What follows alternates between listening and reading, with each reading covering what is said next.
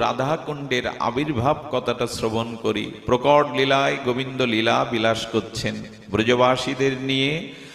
ব্রজের আনন্দ ঘন সচ্চিদানন্দ ঘন ভগবান আজ বাৎসল্য প্রীতিতে, শোক্য প্রীতিতে, মাধুর্য প্রীতিতে বৃন্দাবনে পরমানন্দ বিতরণ করছেন। একদিন কংস প্রেরিত অরিষ্ট দানব, কি বললাম নামটি? অরিষ্টাসুর। অরিষ্টাসুরকে কংস প্রেরণ করলেন, যাও কৃষ্ণকে নিধন করো, ব্রজবাসীদেরকে ধ্বংস করে দিয়ে এসো। সেই অরিষ্ট দানব কি করলেন জানেন? একটা প্রকাণ্ড মেঘের মতো ষাঁড়ের রূপ ধরলেন। কি তার শিং, কি তার গর্জন! একটি প্রকাণ্ড দৈত্য মেঘের মতো সেই ষাঁড়টি ব্রজে এসে ঝড় তুলল। তার খুর দিয়ে মাটিগুলো যখন এইভাবে প্রক্ষালন করছেন, তার ক্রোধে ব্রজবাসীদের প্রাণ সংকটে সব ভীত সন্ত্রস্ত। ভগবান সচ্চিদানন্দ, নন্দের নন্দন, তিনি সামনে এসে দাঁড়িয়ে বললেন, যুদ্ধ যদি করার ইচ্ছা থাকে আমার সাথে করো, নিরীহ ব্রজবাসীদের কেন কষ্ট দিচ্ছ, ভীত সঞ্চার করছো? গোবিন্দকে সামনে পেয়ে অরিষ্ট দানব সেই শিং দিয়ে যখন আক্রমণ করতে গেলেন, গোবিন্দ প্রথমত তার শিংটা ধরলেন, একটি পদাঘাত দিয়ে শিং দুটো উপড়ে নিলেন, আর সঙ্গে সঙ্গে সেই শিং দিয়ে অরিষ্ট দানবকে, অরিষ্টাসুরকে, অসুরকে ভগবান বধ করলেন। বধ করবার সাথে সাথে অরিষ্ট দানব যে যুদ্ধ করেছিল তার পায়ের খুরগুলো শ্রীধাম বৃন্দাবনের নরম মৃত্তিকায় চিহ্ন হয়ে গিয়েছিল। অরিষ্ট দানব বধ হলে ব্রজবাসীরা বলছে, দেখো দেখো দেখো, আমাদের কানাইয়ের কি এই ক্ষমতা আছে? কানাই, তুই অরিষ্টকে বধ করতে পারিস না, তুই দানব ষাঁড়রূপী একে বধ করতে পারিস না, তোর ওপরে আমাদের বৃদ্ধ ব্রজবাসীদের কৃপা আছে, গোবর্ধনের কৃপা আছে, ওই কৃপাতেই হয়ে গেছে। তোর গায়ের বল জানি না, তুই সীদামার সাথে মারামারিতে নিচে পড়িস, হেরে যাস, তুই দানব বধ করবি? ওদের কাছে তো ভগবান না, ওদের সাথে খেলার বান্ধব, সখা, পুত্র। নন্দ বাবা বলল, গর্গমুনি নামকরণে বলেছিল নারায়ণ সমগুণ, তোমার এই পুত্র নারায়ণের সমগুণের, তাই মাঝে মাঝে নারায়ণ আবেশ হয়ে ভর করে ওর দ্বারা এইসব কাজ করিয়ে নেয়। আমার কৃষ্ণ কি এসব করতে পারে? ওদের কাছে তো ভগবান না, ওদের কাছে ঘরের ছেলে। অরিষ্ট দানব বধ হলো, ব্রজবিপিনে শান্তির বাতাস বইল, সবাই আনন্দে বলল, কানায় আছে বলে আজ আমরা রক্ষা পেলাম। কিন্তু যেদিন থেকে রাস হয়, মহারাস, তার পরের দিন থেকে প্রতিটা দিন, আজকের যেখানে রাধাকুণ্ড, যেটা আরিড গ্রাম, সেখানে রাস হতো। একটু ধৈর্য ধরে শুনতে হবে, আজকে এ কথা বলবারই দিন, রাধাকুণ্ডের উৎপত্তির দিন। তো সেখানে গভীর নিশীতে, মধ্যরাত্রে ঠাকুরানী প্রেমময়ী বৃন্দাবনেশ্বরী রাধারানী ললিতা বিশাখা নর্ম সখী মঞ্জুরি নিয়ে, সখীদের নিয়ে লীলা বিলাসে আছেন। ঠিক সেই মুহূর্তে শ্রী গোবিন্দ এসে উপস্থিত হলেন, শ্যাম মনোহর সুন্দর এসে উপস্থিত হলেন। যেই লীলাতে গোবিন্দ প্রবেশ করলেন, রাধারানী গোপীরা তখন বলছেন, শ্যাম, তুমি বড় পাপী, তুমি অশুদ্ধ, পাপের অশুদ্ধের হস্ত দিয়ে আমাদেরকে স্পর্শ করবে না। গোবিন্দ এরকম বলা যায় তো ভগবানকে? সখী মঞ্জরীগণ বলছেন, তুমি পাপী, তোমার দেহে পাপ আছে, ওই পাপময় হস্তে তুমি আমাদের পবিত্র অঙ্গ স্পর্শ করবে না। গোবিন্দ বললেন, বাহ, আমাকে পাপী বলছো? আমার পাপময় স্পর্শে তোমরা অপবিত্র হবে? বলে, হ্যাঁ, আমরা খুবই পবিত্র, তোমার এই পাপময় হস্তে তুমি আমাদের স্পর্শ করবে না। গোবিন্দ বললেন, তোমাদের আর কি বলবো? আচ্ছা, পাপ কিসে হলো বলবে তো? বলবে, তুমি গোহত্যা পাপে লিপ্ত। আজ সকালে ওই যে অরিষ্ট দানব ষাঁড় হয়ে এসেছিল, তুমি গোহত্যা পাপে লিপ্ত হয়েছে, তোমার পাপের হস্ত আমাদের পবিত্র অঙ্গ যেন স্পর্শ না করে। গোবিন্দ হেসে বললেন, ভালোই বলেছ। আসলে তোমরা তো গোপ, ওই গোবর কুড়ানো, ঘুঁটে দেওয়া, এই হলো কাজ। স্কুলে তো যাওনি কখনো? যদি স্কুলে যেতে তাহলে এ কথা বলতে না, আরে আমি এক অসুরকে বধ করেছি, আমি গোহত্যা কখন করলাম, অসুর বধে আমার পাপ হবে? লেখাপড়া না জানলে এই হয়। গোবিন্দ একটু উস্কে দিচ্ছেন কবিদের, গোবর কোড়াও, স্কুলের বারান্দায় যাওনি, লেখাপড়া শাস্ত্র তো পড়েনি। ললিতা বিশাখা এগিয়ে যে বললেন, শোনো গোবিন্দ, পূর্ণমাসী দেবী নান্দেমুখী দেবীর কাছে আমরা শুনেছি তুমি তো 2.5 বছর বয়স থেকে গরু চড়াও, তুমিও কত শাস্ত্র জানো, জানা আছে। আরে আমরা সব জানি। দেবরাজ ইন্দ্র বধ করেছিল বিশ্বজিৎকে। বিশ্বজিৎ হলো দ্রষ্টা ঋষির পুত্র, বেত্রাসুরকে। দ্রষ্টা ঋষি ইন্দ্রকে বধ করবার জন্য বেত্রাসুর রূপ এক অসুরকে যজ্ঞের দ্বারা সৃজন করেছিলেন। তো সেই অসুরকে বধ করায় ইন্দ্রের ব্রহ্মহত্যা পাপ লাগে।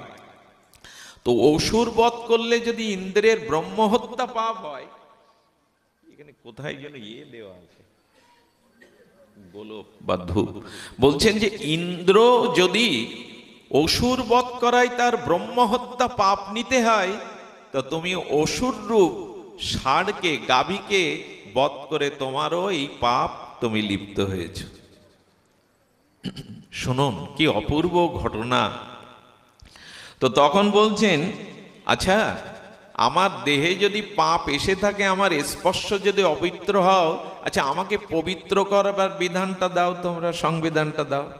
গোবিন্দ বললেন, আমি কিসে পবিত্র হব, তোমরা আমাকে অন্তত সেই বিধানটা দাও। রাধারানী এগিয়ে এসে কি বলছেন শুনুন। বলেন, ভারতবর্ষে যত পবিত্র তীর্থ আছে, তীর্থ সকল আছে, নদী সকল আছে, সমগ্র ভারতের তীর্থ সকল নদীতে স্নান করে তবে পাপ ধুয়ে আসতে হবে, তবে তুমি অধিকারী হবে। গঙ্গা, যমুনা, কৃষ্ণবেন্না, সরস্বতী আর কাবেরী, সিন্ধু, সরস্বতী, এইসব হরিভক্তি পরায়ণ তীর্থ সকলকে যদি 1 বছর ধরে স্নান করে ফিরে আসতে পারো, তখন অধিকারী হবে। গোবিন্দ তখন বললেন, বিধানটা দিয়েছ ভালো, কিন্তু তোমরা পারবে তো? 1 বছর আমার অদর্শনে তোমরা ব্যথা পাবে না? তোমাদের কষ্ট হবে না? আর আমিও কি তোমাদের ছেড়ে 1 বছর থাকতে পারবো? আচ্ছা গোপীগণ, আমি যদি একটা বিধান জানাই তোমাদের, দেখো তো এটা তোমাদের মতে লাগে কিনা। রাধারানী সখীবৃন্দ বলছেন, বলো শ্যামসুন্দর, তুমি তোমার মতামত বলো। বলছেন, আচ্ছা সকল তীর্থকে যদি আমি এখানে হাজির করি, আহ্বান করি, সকল তীর্থকে যদি আমি এখানে আহ্বান করে স্নান করি, তাহলে মিটে গেল, সকল তীর্থ স্নানের আমার পাপ চলে গেল। বলে, হ্যাঁ তোমারই বিধানটা মেনে নেওয়া যায়। গোবিন্দ এক এক করে তখন আহ্বান করছে তীর্থ সকলকে, গঙ্গা, যমুনা, কাবেরী, কৃষ্ণবেন্না, হ্যাঁ সমস্ত পূর্ণ তীর্থ তোয়া নদীকে আহ্বান করলেন। গোবিন্দ বললেন, নদী এলে কি হবে, তাদের তো জায়গা দিতে হবে জল। গোবিন্দ বাম পদ দ্বারা ভূমিতে একটা জোরে আঘাত করলেন, সেই আঘাতেই একটা কুণ্ড সৃষ্টি হলো, সেই কুণ্ডটার নাম হলো শ্যামকুণ্ড। আজও শ্যামকুণ্ডটা কেমন জানেন? গোবিন্দের চরণের মতো। চরণের এই দিকটা যেমন সরু, পাঞ্জাটা যেমন, আজও শ্যামকুণ্ড গোবিন্দের চরণ চিহ্ন অনুযায়ী। সেই তীর্থ সকল প্রবেশ করল, গোবিন্দ তাতে অবগাহন করলেন। অবগাহন করে যখন উঠে এসেছেন, তখন বলছেন, এবার আমি পাপমুক্ত হলাম তো সখীগণ? ললিতা, বিশাখা রাধারানীকে বলছেন, এবার পাপমুক্ত হলাম তো? বললো, হ্যাঁ তুমি পাপমুক্ত হয়েছ বটে। হ্যাঁ। ললিতা তখন বলছেন, রাধে, শ্যামসুন্দর কি সুন্দর একটি কুণ্ড সৃষ্টি করলো, ওর থেকে একটা ভালো কুণ্ড যদি আমরা না সৃষ্টি করি, আমরা শ্যামসুন্দরের কাছে হেরে যাব। রাধে করুণাময়ী, আমাদের একটা কুণ্ড সৃষ্টি করা, তবে সেটা শ্যামকুণ্ডের থেকে আরো সুন্দর হতে হবে।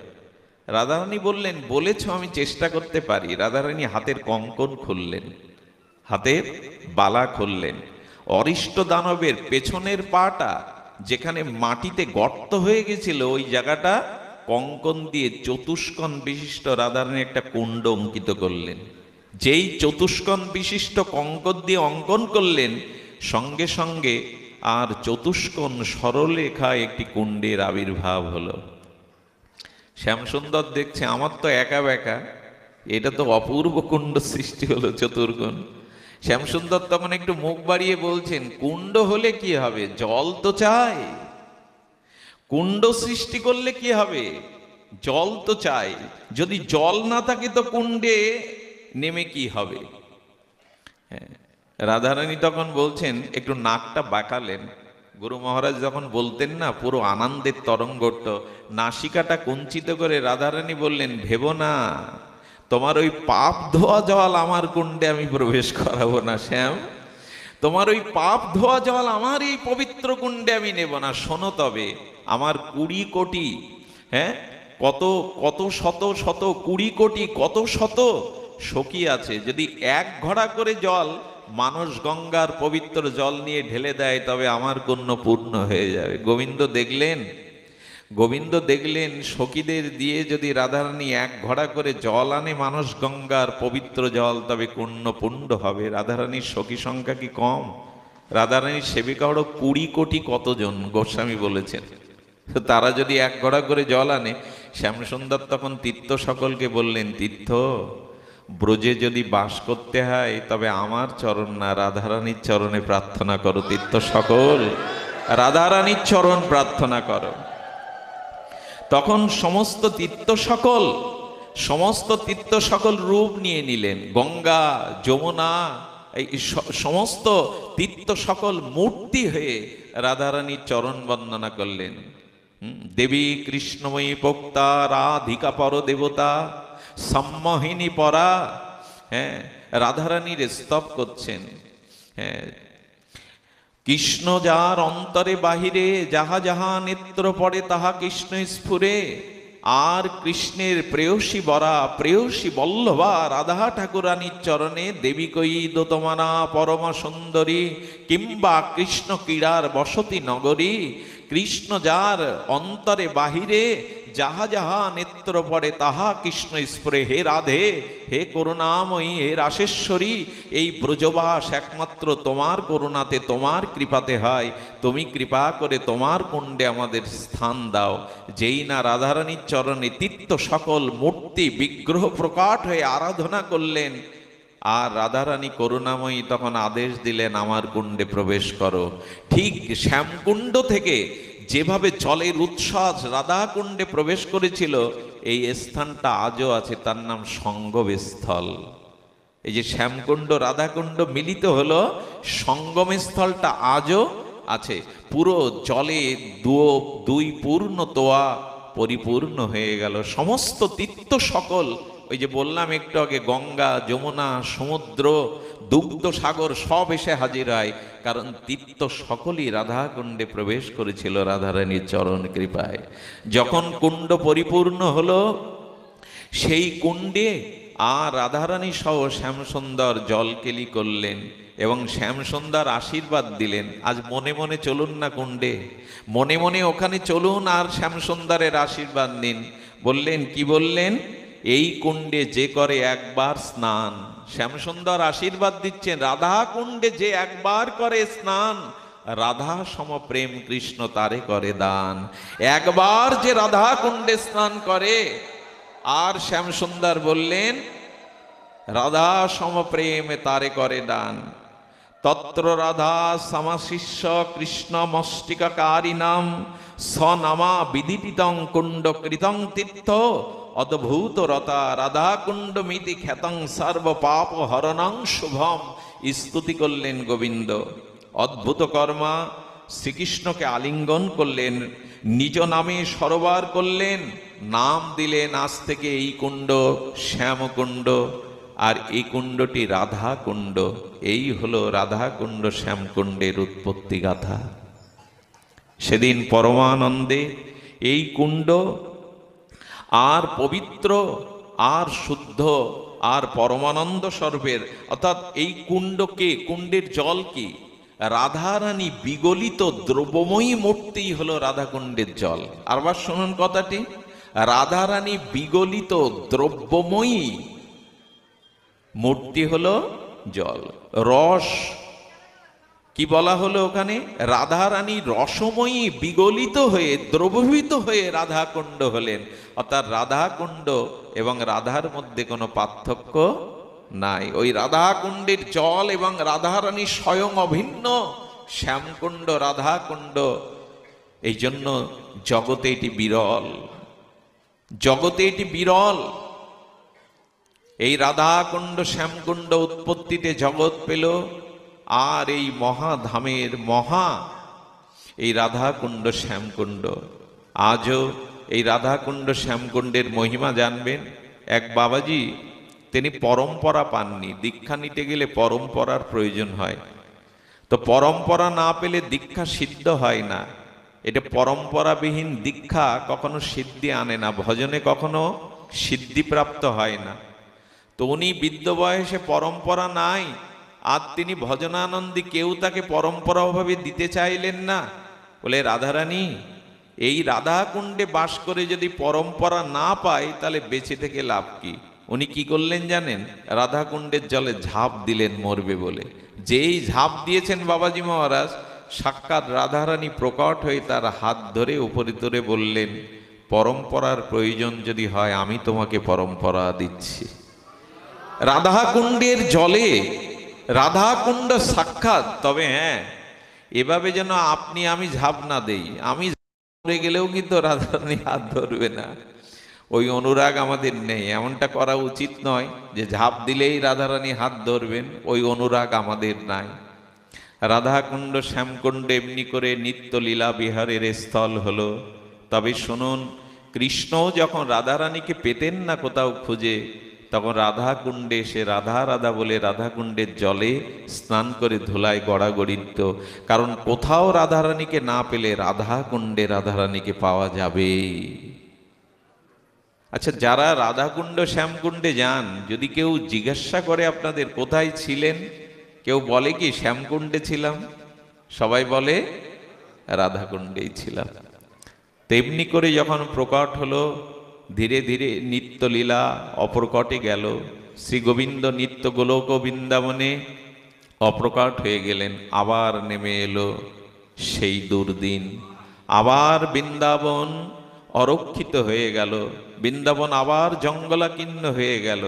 আপনারা রবীন্দ্র সাহিত্য, বঙ্কিম সাহিত্য যদি পড়েন, ওখানে দেখবেন সবাইকে বলা হয়েছে বৃদ্ধ হলে কাশিতে যেতে। আগের মানুষ কি বলতো? বৃদ্ধ হয়ে গেলে কাশিতে যাও, কাশিতে মরলে জীব মুক্তি পায়। কিন্তু মহাপ্রভু এসে জানালেন, কাশি নয়, আর একটু এগিয়ে যাও। কাশিতে এগিয়ে গেলে বৃন্দাবন পাবে, ওখানে মুক্তি না, ওখানে প্রেম পাবে। যাও, এগিয়ে যাও। বৃন্দাবনের কথা জানতো না। যদি মহাপ্রভু না আসতেন, রূপ সনাতনকে না পাঠাতেন, আজকের বৃন্দাবন আমাদের কাছে অজানাই থেকে যেত। মহাপ্রভু যে কত বড় অবদান দিয়ে গেছে আমাদের, এটা আমরা উপলব্ধি করতে পারি কিনা জানি না। আপনারা হয়তো ভক্ত মানুষ, উপলব্ধি আপনাদের এসেছে, অনুভব আমার আসেনি। সেই মহাপ্রভু চলেছেন, সেই মহাপ্রভু চলেছেন আবার সেই রাধাকুণ্ডে। আমি আগেই বলেছি, রাধাকুণ্ডের মহিমা গৌর জানিয়েছেন, মহাপ্রভুই জানিয়েছেন। মহাপ্রভু আর নর্তন কীর্তন করতে করতে চলেছে, ভাবাবিষ্ট অশ্রু সজল নয়নে চৈতন্যদেব চলেছে। কিন্তু কি ঘটনা ঘটলো জানেন? মহাপ্রভু যেতে যেতে রামকেলিতে গেল। খুব ঘটনাটা মন দিয়ে শুনতে হবে, মহিমাপূর্ণ, তাৎপর্যপূর্ণ। রামকেলিতে সনাতন গোস্বামী দেখলেন, আচ্ছা, ভগবানের সাথে কে না সহযাত্রী হতে চায়? লক্ষ লক্ষ লোক, হাজার হাজার লোক প্রভুর সাথে বৃন্দাবনে চলেছে। সনাতন ডেকে বললেন মহাপ্রভুকে, যার সঙ্গে লোক হয় লক্ষ কোটি, বৃন্দাবনে তার নহে পরিপাটি। প্রভু লক্ষ লক্ষ লোক সংগঠন করে বৃন্দাবনে যেতে নেই। যদি কেউ বৃন্দাবনে যান, এই যে বাসপুরে যায় লোক, ভালো, এটা যায়, কিন্তু আমার মনে হয় বৃন্দাবনে আত্মীয় স্বজন, বন্ধু বান্ধব নিয়ে বাদ চড়ে বৃন্দাবনে গেলে কি হয় জানি না। মহাপ্রভুকে সতর্ক করে দিলেন সনাতন, লক্ষ কোটি লোক নিয়ে ব্রজযাত্রা ঠিক নয়। মহাপ্রভু কানাইয়ের নাটশালা, এটা বিহারের মধ্যে পড়ে, ওখানে গিয়ে রূপ সনাতনের কথা মনে পড়লো, তাই তো এবার আর আমার বৃন্দাবন যাওয়া হবে না। লক্ষ কোটি লোক নিয়ে বৃন্দাবনে যাওয়া উচিত নয়। আচ্ছা, এখানে গিয়ে মহাপ্রভু গেলেন না কেন? তার একটি অপূর্ব লীলা চৈতন্য চরিতামৃতে লেখা আছে।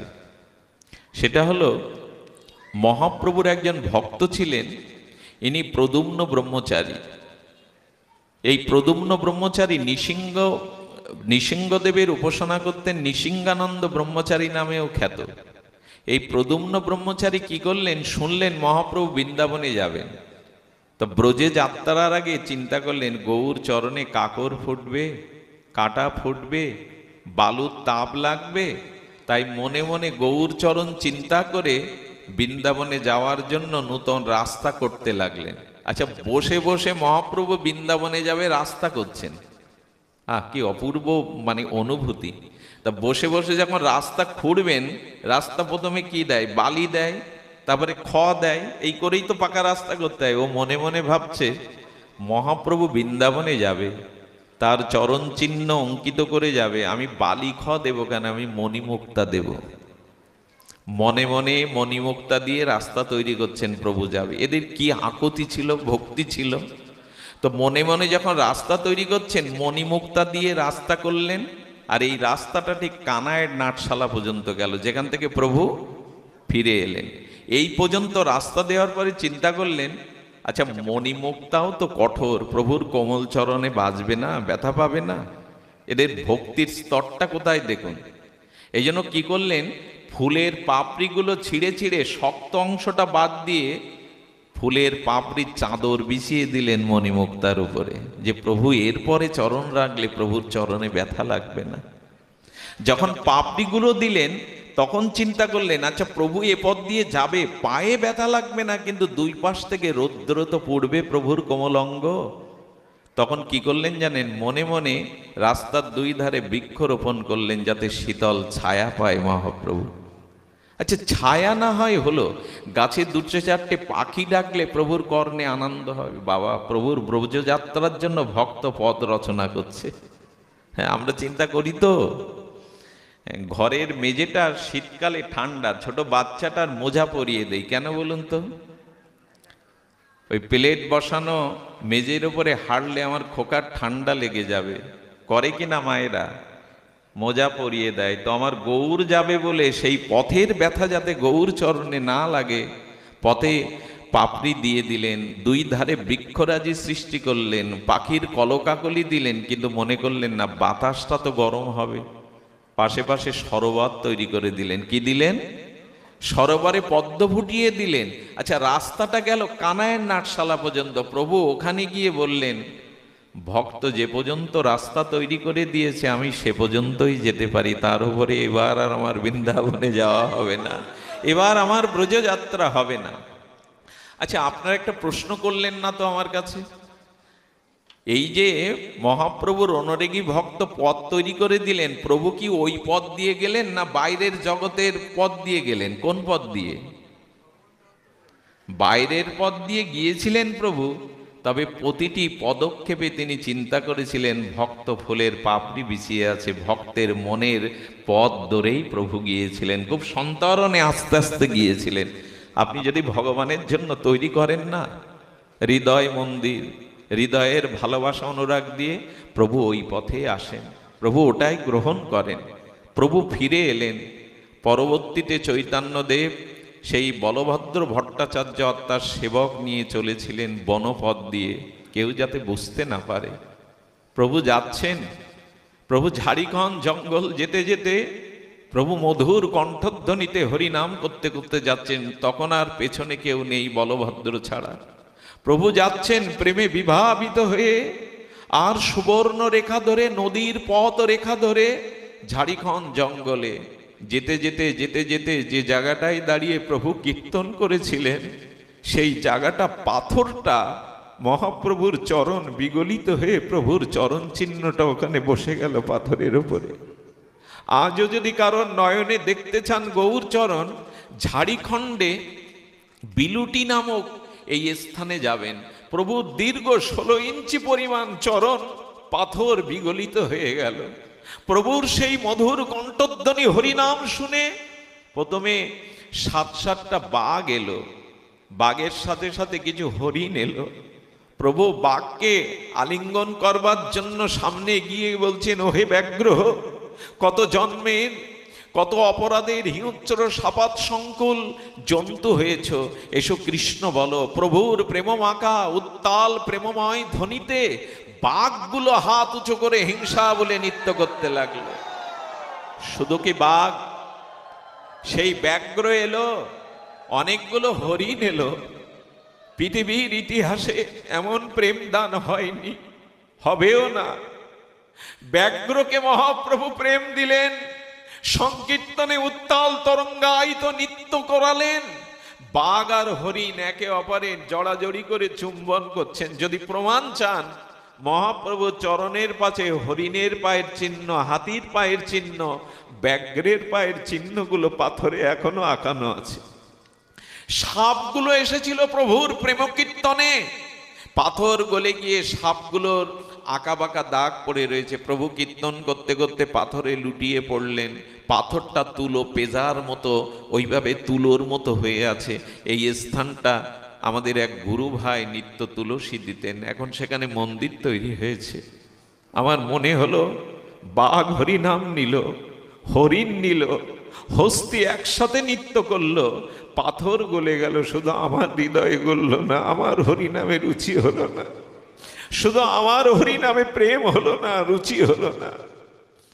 দেখছেন বলভদ্র ভট্টাচার্য, দেখছেন হিংস্র বনের পশুগুলো হিংসা বলে প্রভুর সাথে নৃত্য করছে। এই কৌতুকী হরিনাম প্রেম অনবদ্য দানের দ্বারা প্রভু চলছেন বৃন্দাবনে। কি করলো জানো মা?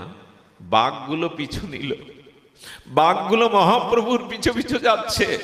মহাপ্রভু বললেন, তোমরা এসো না, তোমরা এখানে বসেই প্রেম পেয়েছো, এখানেই বসো, তোমাদের ব্রজযাত্রা সম্ভব নয়। বাঘগুলো ওই জায়গায় 1 মাস না খেয়ে না দিয়ে গৌর যে পথে গমন করেছিল ওই পথের দিকে ফ্যাল ফ্যাল করে তাকিয়েছিল। আচ্ছা, বাঘগুলো আর মাংস খায়নি, তারা শিকার করেনি?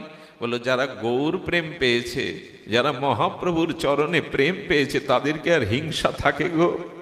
তারা কোনো প্রাণীকে আর আক্রান্ত করে খেতে পারেনি। বাঘগুলো কি হলো জানেন? 1 মাস না খেয়ে না দিয়ে গৌর গমন পথে তাকাতে তাকাতে তাদের এই জৈব কোষ ছেড়ে তারা প্রভুর নিত্যলীলায় চলে গেলেন, তারা নিত্যলীলায় স্থান করে নিলেন। বনের পশুর হলো, আমার সম পশুর হলো না, আমার হলো না। পাথর গলে গেল, আমার হৃদয় গলল না। মাঝে মাঝে মনে হয়, পাথর যদি বিগলিত হয়, আমার হৃদয় কেন হলো না? তবে পাথরের থেকে কঠিন হয়তো এই হৃদয়, কবে হবে জানি না। এইভাবে প্রভু চলেছেন, চোখের জলে মধুর সংকীর্তনে প্রেম বিতরণ করতে করতে সুবর্ণ রেখা ধরে বনপথ ধরে প্রভু এলেন, আরিড গ্রামে এসে পৌঁছালেন। আজকের যেটা রাধাকুণ্ড। পুনর্বার রাধাকুণ্ড কিভাবে আবিষ্কার হলো শুনুন। চৈতন্যদেব আরিড গ্রামে গিয়ে আর সংকীর্তনে চোখের জলে যে কজন বাসী ছিল তাদের বলছে, তোমরা বলতে পারো এটা কি আরিড গ্রাম? তোমরা বলতে পারো এটা কি আরিড গ্রাম? চৈতন্যদেবের ভাবদশা দেখে ব্রজবাসী যে কজন ছিল বললেন, ইনি কে? ইনি কোন মহাপুরুষ? এমন আবেগ তো দেখিনি, এমন আবেশ তো দেখিনি, এত অশ্রু জল, এত অনুরাগ তো দেখিনি। প্রভু ধুলায় গড়াগড়ি দিতে দিতে অল্প একটু জল, 2টো ধান ক্ষেত পাশাপাশি, অল্প জল 2টো ধান্য ক্ষেত, অর্থাৎ রাধাকুণ্ড শ্যামকুণ্ড লুপ্ত হয়ে 2টো ধান ক্ষেতে পরিণত হয়েছে। অল্প একটু জল, প্রভু গড়াতে সেই অল্প জলে স্নান করে জল মস্তকে দিয়ে বললেন, এই তো রাধাকুণ্ড, এই তো শ্যামকুণ্ড। সঙ্গে সঙ্গে প্রভুর সামনে শ্যামকুণ্ড রাধাকুণ্ড প্রকাট হয়ে গেল। আরিড বাসীগণ দেখলেন, কে এই মহামানব, কে এই প্রেমিক, যার কারণে এমনি করে প্রকাট হলো রাধাকুণ্ড। প্রভু বললেন, এই রাধাকুণ্ড শ্যামকুণ্ড। শুধু বললেন না, ওখানে কাদা নিয়ে ধুলি নিয়ে প্রভু তিলক করলেন, আঁচলে বেলে দিলেন রাধাকুণ্ডের রজত। অনেকেই বলেন, আপনারা কপালে এই কালো তিলক দেন কেন? এগুলো কালো সাদার বিষয় না, এগুলো রাধাকুণ্ডের রজ। এগুলো অঙ্গে মাগলে অনুরাগ হয়, প্রেম হয়। সব তিলকই আর ব্রজধূলি, গোপী তিলক, গোপীরা কেঁদেছিল কৃষ্ণ বিরহে, তাদের চোখের জল ব্রজধূলিতে পড়ে যে কদ্দমাক্ত কাদা হয়ে গেছিল, ওটাই গোপীচন্দন। এই জন্য তিলকটা নিতে হয়। দাদা সঙ্গে একটু তিলক দিলে কি হয় জানেন? আমি কৃষ্ণ প্রাপ্তি, ভক্তি প্রাপ্তি, রাধারানীর করুণাও যদি বাদ দেই, কেউ যদি বলে যে তিলক নিলে কি হয়, আমি বলবো অনেক অশুভ চিন্তা হতে, অনেক পাপ থেকে এই তিলক আপনাকে রক্ষা করে। শুনে নিন, যদি জল তিলকও দিতে হয় দিন। যদি রাধা কুণ্ডে আপনি সনাতনী হিন্দু, এই তিলক আপনার পাপ প্রবৃত্তি থেকে রক্ষা করে।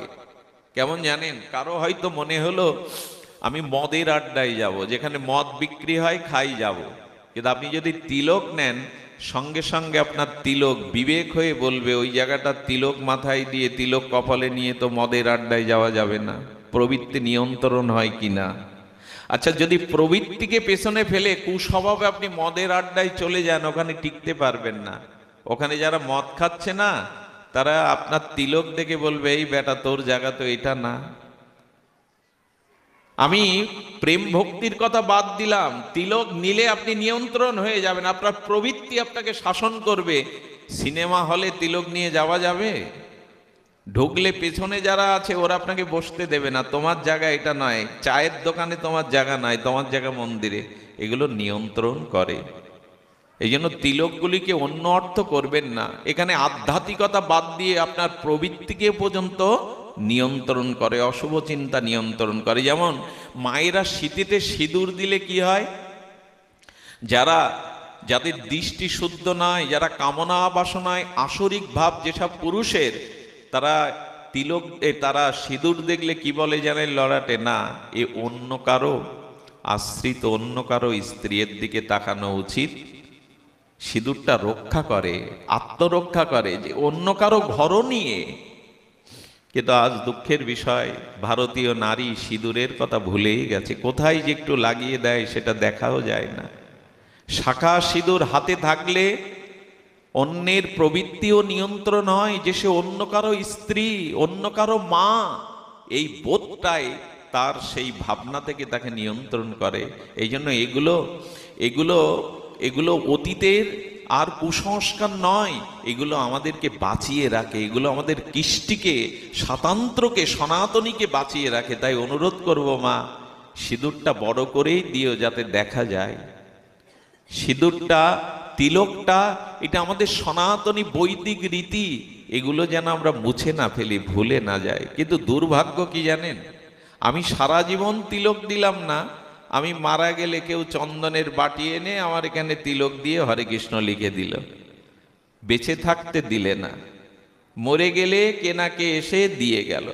হিন্দুদের অবস্থাটা, সনাতনী হিন্দুদের অবস্থাটা এরকম, মরে গেলে বুকে গীতা দেবে, বেঁচে থাকতে গীতা পড়ে না। মরে গেলেই বলবে বলো হরি, কিন্তু বেঁচে থাকতে হরি বলল না। হ্যাঁ, মরে গেলে ভাগবত অনুষ্ঠান, বেঁচে থাকলে তাকে একবারও ভাগবত শোনালো না। মরে গেলে বৎসরে বৎসরে ভাগবত অনুষ্ঠান দেন, তাতে আপত্তি নেই, কিন্তু বেঁচে থাকতে তো তাকে একটু হরি কথা শোনাতে হতো। সবকিছু কি মরার পরে আমাদের? আর গীতাটা বুকে নিয়ে দিতে নেই মানে বুকে দিলে আপত্তি নেই, কিন্তু ওই পাশে বসে গীতাটা পাঠ করতে হয়। গীতার ধ্বনিগুলো ওই বাতাবরণে ছড়িয়ে পড়লে তার আত্মার ঊর্ধ্বগতি হয়। আমরা বুকে দিয়েই সারি, কিন্তু ওটা পাঠ করতে হয়। এই জন্য আমাদের ধর্মীয় কৃষ্টি, কালচার, পোশাক, আচার আচরণ, এগুলো ধরে রাখা দরকার। মহাপ্রভু তিলক নিলেন, আসলে বেঁধে নিলেন। মহাপ্রভু কিন্তু তিলক নিতেন না। উনি যখন সন্ন্যাসী হয়েছিলেন, 10 নাম সন্ন্যাসী, সন্ন্যাসীদের তিলক দেওয়ার বিধান ছিল না, কিন্তু রাধাকুণ্ডের সম্মানের জন্য উনি তিলক নিলেন। এই রাধাকুণ্ড দুটো ধান্যক্ষেত্রূপে পরিগণিত করে মহাপ্রভু আবার, সময় অতিবাহিত হচ্ছে, মূল কথায় ফিরে আসি। মহাপ্রভু রূপ সনাতনকে পাঠালেন। কাকে পাঠালেন? হ্যাঁ, রূপ সনাতনকে পাঠালেন এই জন্য যে এই রূপ সনাতনের ভিতরে শক্তি সঞ্চয় করে বললেন, মহাপ্রভু মনোভীষ্টং স্থাপিতং ভূতলে, তোমরা যাও লুপ্ত তীর্থ, লুপ্ত ধাম বৃন্দাবনকে প্রকট করো। জানেন, রূপ সনাতন সারাদিন গ্রন্থ বুকে নিয়ে কাঁদতো, প্রভু দেখিয়ে দাও, শ্যামসুন্দর দেখিয়ে দাও, তোমার এই লীলাস্থলীটা কোথায়, এই লীলাস্থলীটা কোথায়। সব শেষে রূপ সনাতনের পরে গিয়েছিলেন রঘুনাথ দাস গোস্বামী। কে গিয়েছিলেন? রঘুনাথ ভট্ট, রঘুনাথ তিনজন, ইনি দাস গোস্বামী। রঘুনাথ হিরণ্য গোবর্ধনের পুত্র দাস গোস্বামী। দাস গোস্বামী যখন বৃন্দাবনে গেলেন তখন রূপ সনাতন বললেন, তোমার ভজনস্থলী হলো রাধাকুণ্ড তীর, এই রাধাকুণ্ডে বসে তুমি ভজন করো। কি ভজন জানেন? রাজার ছেলে 8 লক্ষ টাকা নিট বাৎসরিক আয় ছিল। কয় লক্ষ টাকা? 8 লক্ষ টাকা, মানে এখন 800 কোটি টাকা সেই সময়ের, 500 বছরের আগে।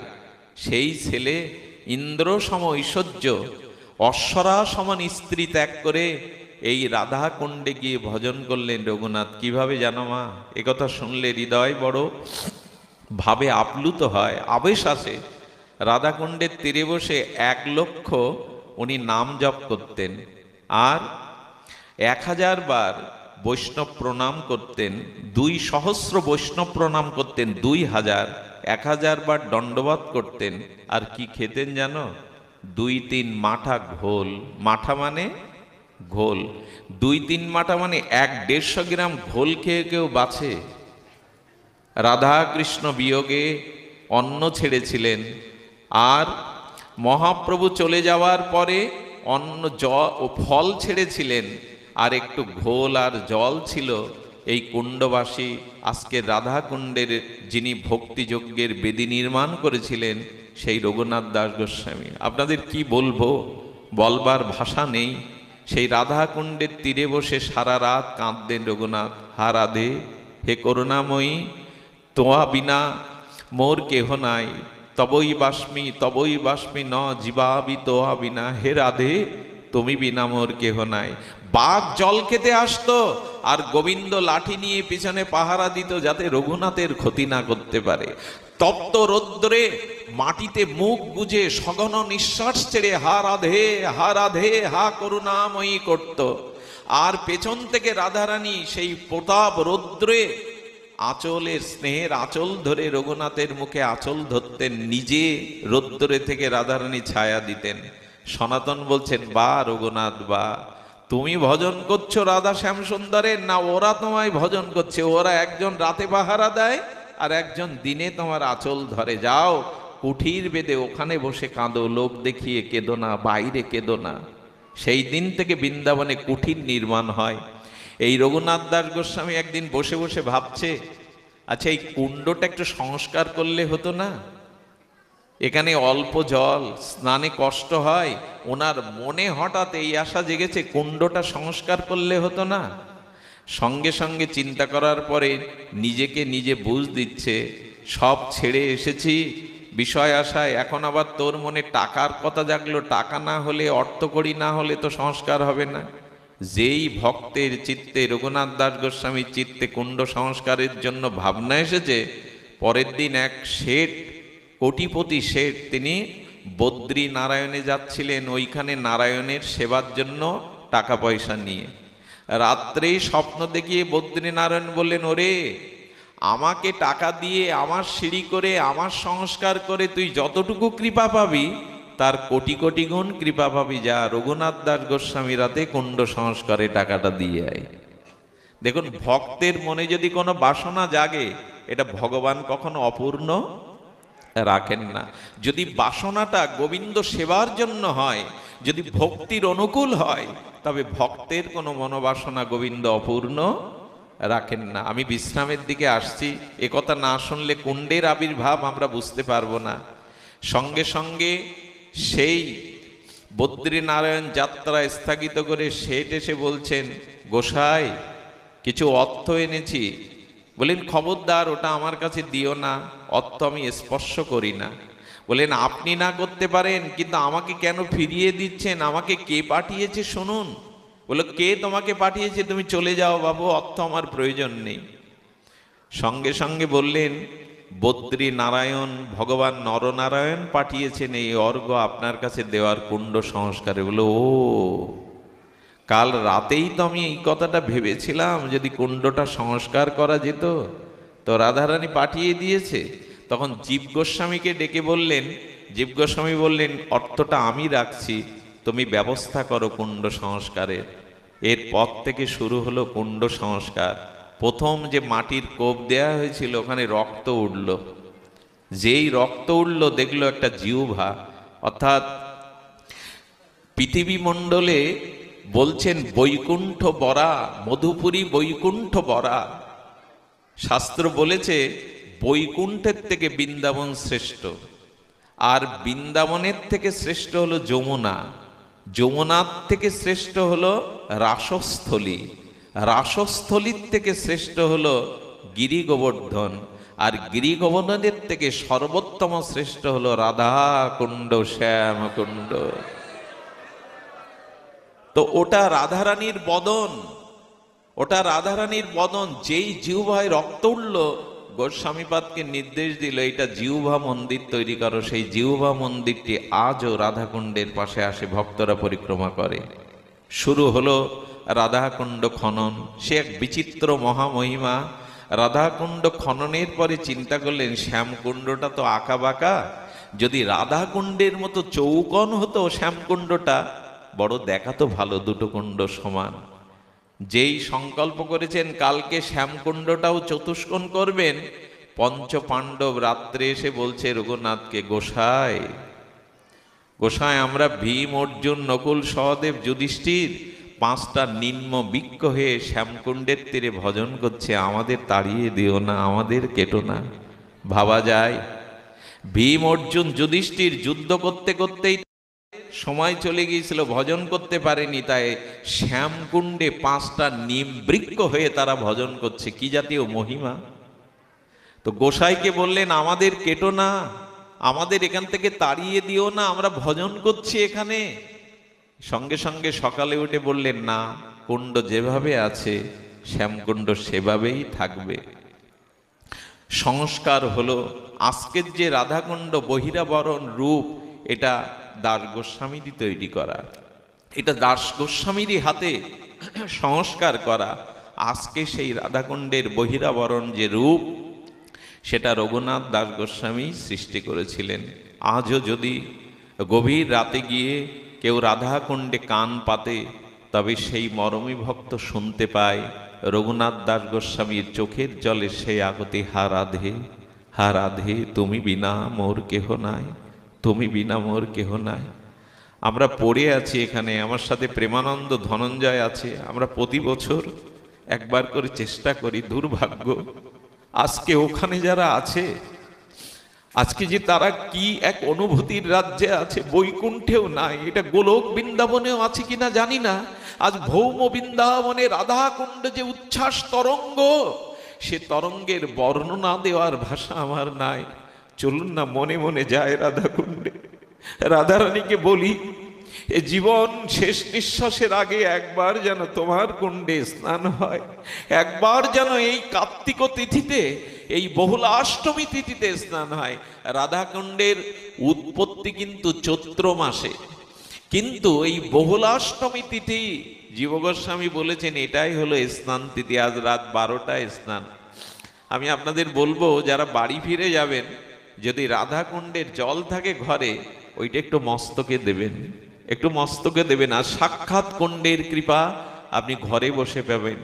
আমি ভাগ্যবান, আপনারাও ভাগ্যবান, ভাগ্যবতী। আজ রাধাকুণ্ডের আবির্ভাব তিথি সমাগত রাত 12টায় আমরা কুণ্ডের মহিমা, কুণ্ডের গরিমা, কুণ্ডের উৎপত্তি কথা শ্রবণের ভাগ্য পেলাম।